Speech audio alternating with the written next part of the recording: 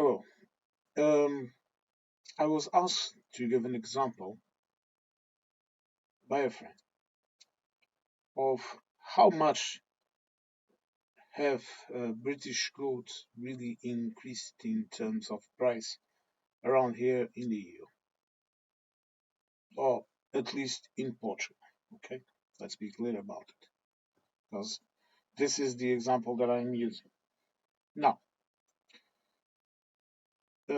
before this entire business of Brexit, Cadbury chocolate was already around. Let me be clear about it and say that it's not one of the most favorite chocolates around here or in other countries in Europe, just to be clear. Because it's a bit, at least for my taste. So I will speak about my taste, you can speak about yours, and other European people can speak about theirs.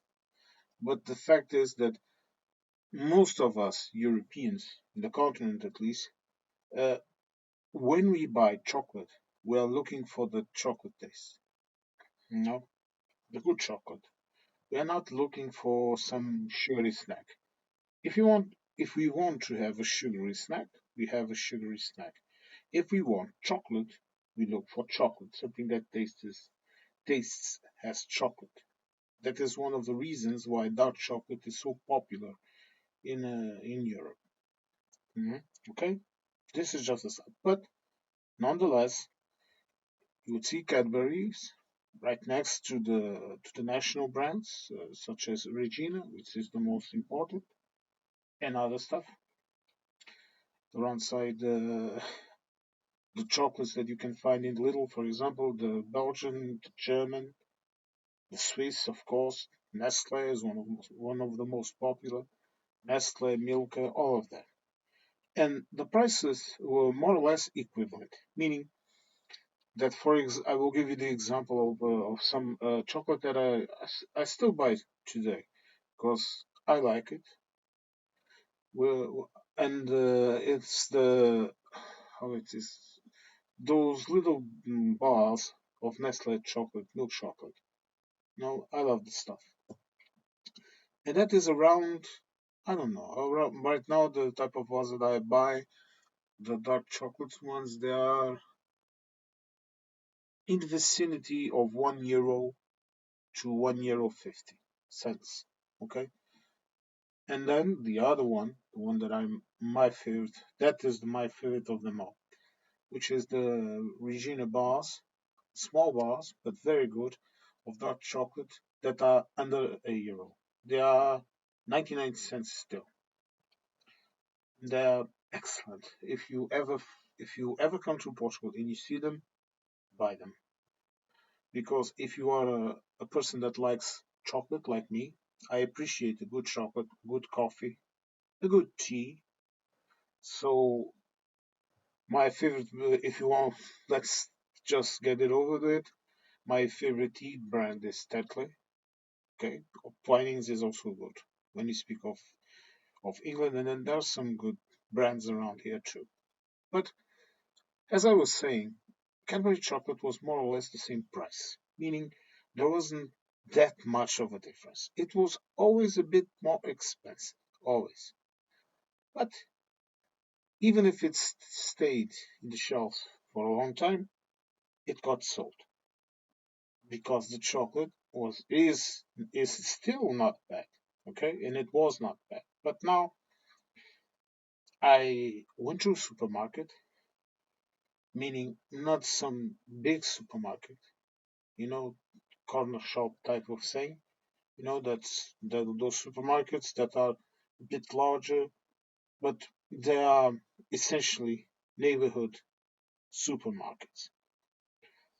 And I went and got myself a bar of Cadbury. Let me show it. Here you go. See, this was the bar that I still bought. It's quite a big one, size of well, no, I don't know, a cell phone or something like that. But I liked it, the fruit and nut. I like dry fruits and dry nuts. You know, I always liked it, and with chocolate I even like it. So dairy milk, fruits, and nuts. Okay. Now, the last time I bought a bar like this, it was more than a year ago, around 2025, around 2023 or something like that. And the price then was already rising, but it was still just, I don't know, a couple of cents over the over the price of other bars of chocolate. And just for context, I can go right now to that same supermarket because it's near where I work. And I am not the type of guy that likes to sit around in a restaurant and eat. First of all, I only have 1 hour to lunch, and then I don't like to waste too much time sitting around in a restaurant. And to be frank, since COVID and since all the crap that went on, I just do not have the patience and the initiative to sit in a restaurant and eat. Okay, I have to be accompanied by someone or something like that to endure it. But even still, not my cup of tea. And I live in an area with a lot of good restaurants. You know, and there are other types of restaurants. You have Chinese, you have sushi that I love. You have a lot of things, but I simply do not have the patience. No, I might buy takeout on occasion or something like that, or deliver, but I usually prefer takeout. I buy it, I go pick it up, go home. Okay, but as I was saying, a bar of Nestle and not a smaller bar like these ones. Those big ones. A bar of Nestle costs me under €3. I'm not going to tell you it's 2.99 because now it's around 2.50. When I say 2.50, €2.50. Okay, and a big bar of Milka, for example, at least 20 cents or 30 cents more. If I buy one of big Regina ones, the national brand, that one is around €2. Okay, and if I go to Lidl, you even have a larger. For example, Lidl and other supermarkets, because we are a culture that likes to eat chocolate. When you go to the supermarket, you see a large variety of chocolates, and many of those, most of those brands, I have to say, they are even made here. So those companies, they have shops here, factories. Let's call it. Yes, factories. For example, Reese's Pieces, that American crap that I don't buy, they have a factory here. Okay, so do Kit Kat and others.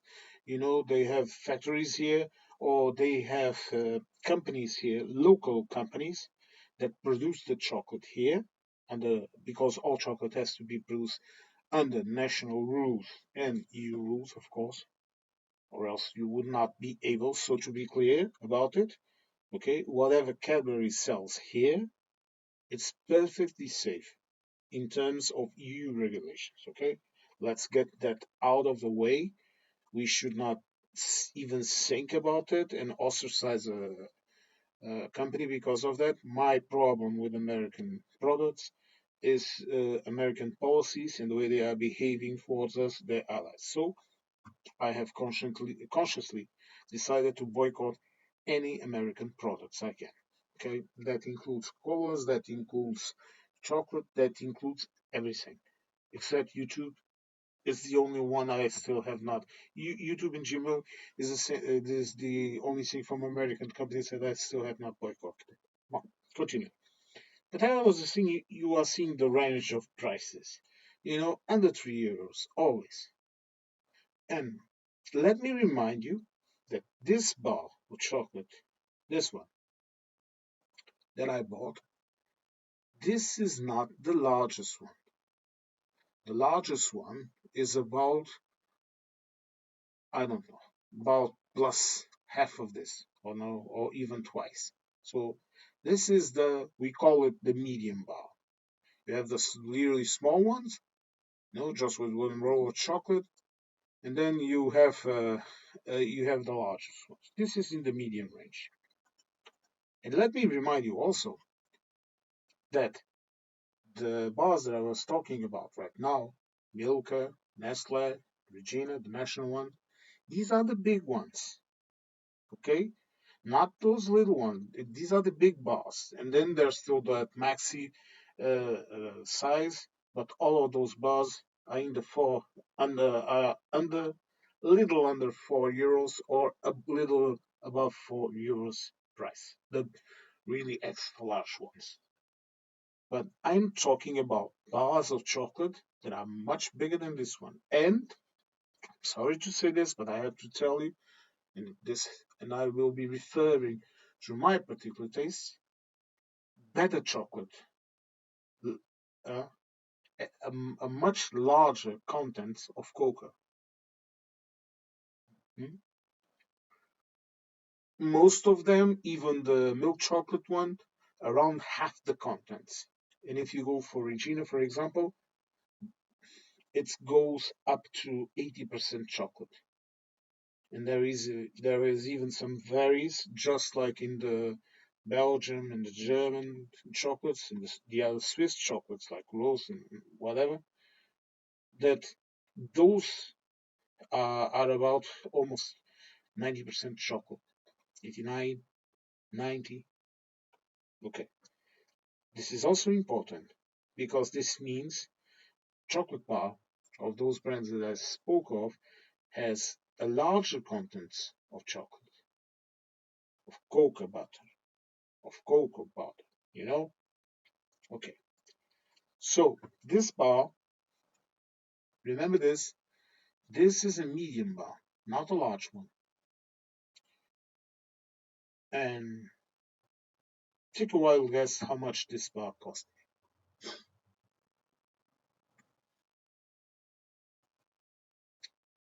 Again, let me show you something. This bar was made in a factory here.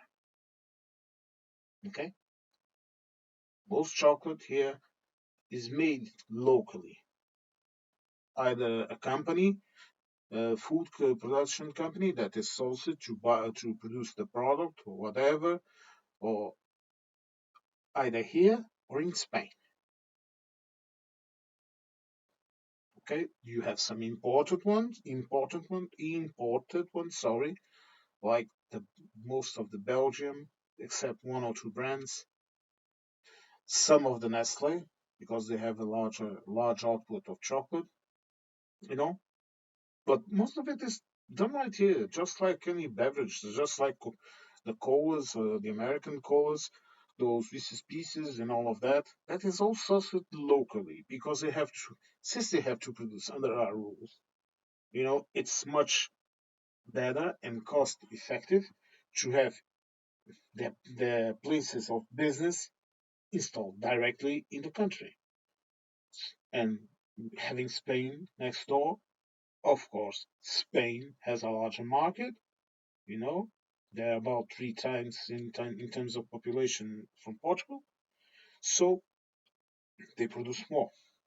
So when there's something missing in the market, they come in and send the product here to be packaged and to be sold. Okay, now this is just so that you understand that I am not putting into question the quality of the product, since the product is produced inside the EU and it has to follow our rules. So the quality of this product will be exactly the same as any other product, okay? Even if it's made by a British company. So, for example, this is the other side of the chocolate bar. And here you can see this is the name of the company and this is the place, Portugal. Okay? Then you have even here, it's the contacts, the phone, whatever. Everything is here. So, this is a British brand of chocolates that is producing here. And the chocolate, let me remind you again the prices. So, for a bar chocolate, better, larger than this one, I would pay under €3. Remember this. And how much do you think I paid for this one? And remember, this is a medium one, meaning, let's call it like this way, one one category below the large ones that I usually buy. Take a look. This is the receipt from the cashier when I went to buy the chocolate. €3.89. It says chocolate, chocolate in Portuguese, chocolate, chocolate. It's written in the same way. Cadbury dairy milk, fruit and nut, 110 grams of chocolate, €3.89. So almost €2 plus than another normal chocolate brand. And if I was to compare them with the medium ones, then I would not pay those €2 something that I told you. Okay, it would be around €1 something usually. But usually the other brands they are more like they're more in the small bars and the larger ones and the maxi ones. Those are more or less the staple sizes of chocolate that they sell. So, and why do you think this is? Because it's not an European company. Because they have to pay more taxes, more paperwork, more production costs, more a lot of things. And they are competing directly against other chocolate brands that in the long run, in the long run, have no doubt about it. In the long run, they are going to wash them from the market. They are still able to maintain a position and sell because they are selling, or else they would not have a business. But there are tourists, there are local people that like the taste of the chocolate, you know, but it's not the mass market. And you can play around and say, for example, if you produce 100 and you are able to sell 100, then you can say, look, we are having 100% profit. This is a weird example, but you do understand what I'm trying to tell you. But if you produce 100 and the other brand produces 1,000 and sells it all, what is your position in the market? And you have to remember this. Foreign companies in Europe, they pay more taxes. They have stricter rules in terms of wealth production. You cannot produce wealth and just ship it out. The books, they are surveilled.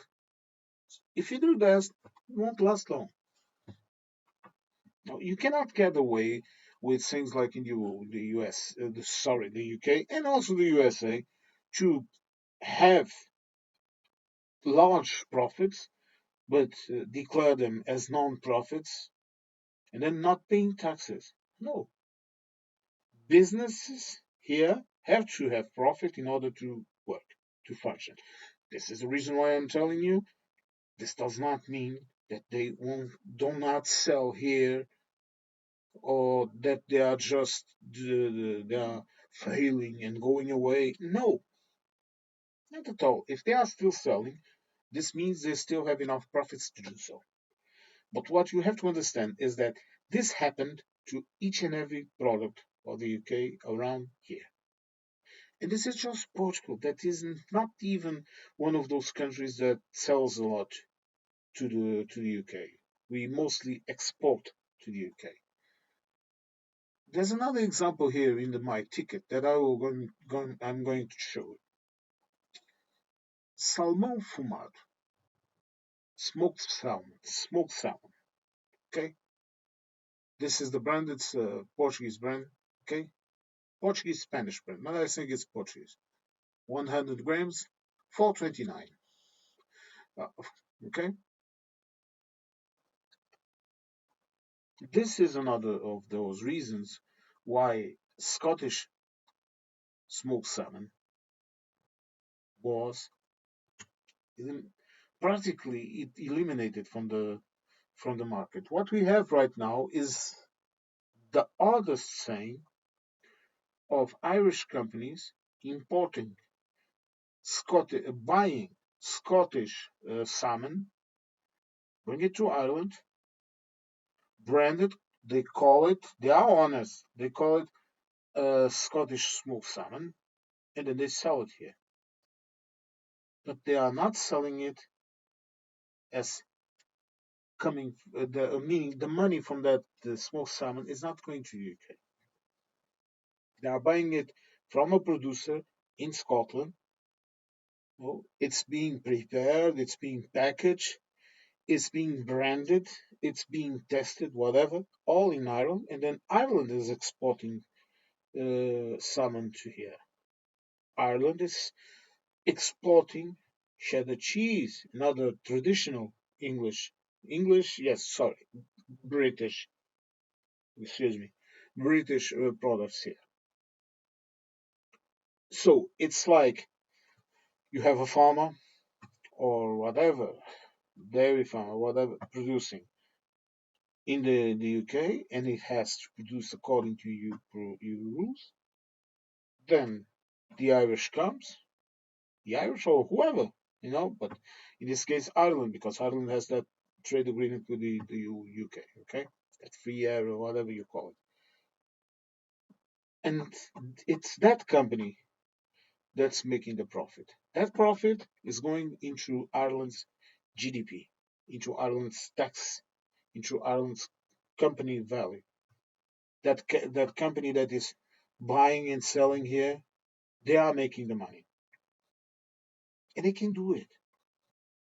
You know, this one right here, I think they imported from sorry excuse me, from Norway. There are some that do that. There is also some production of sea farming here. Okay, that might be also. I don't know. I just know it's good, and as long as it's produced in the EU, and if it's a Portuguese company, even better, because they are paying profits here, paying taxes here, employing people. And that is something that happened with a lot of British companies. A lot of laboratories in that were in the UK, they installed themselves here in Europe, in Portugal. I remember in the times of Boris Johnson, the negotiations that he made to install at least 3 or 4 laboratories here. And why? Because that way they can produce here under EU rules. It's cheaper to produce here and send to the UK than to produce in the UK and trying to export here. And this is why this. Let's see in what consists this new trade agreement of the UK and the US. But I I don't know, because that might completely kill the trade with the EU. But let's see. I don't like to take a decision. I have not read it. I only saw snippets of it. I only saw a brief summary of it. So let's see what it does. Okay. But I thought I should do a video like this one that displays in practical terms, how this has affected the trade of the UK with Europe. And when this is the type of thing that the UK can still produce here. That the English, there I go. You have to excuse me, but you see, uh, around in Portugal, we usually we make a distinction between the English and the Scottish. But the rest of you, you are all English. Sorry, it, it's not a racist thing. It's a cultural thing. You know, the English. Okay, but the the British companies, some of them are here, some of them are producing. For example, one of the companies that is exploring the lithium extraction production here in Portugal is at least half of it, the capitals are British, but the company is functioning here under our rules, paying our taxes. Of course, some revenue might eventually drip down to the UK, but it's not a direct drip, if you understand what I'm trying to tell you. And I don't even think it's good for them to do that because they will pay more taxes. But ask an accountant, he or she can explain you all about that. So I hope this video was at least informative, if not a bit funny, and not so long as some other videos that I have been making. Enjoy your evening, enjoy your day, whatever. Stay safe. Bye, folks.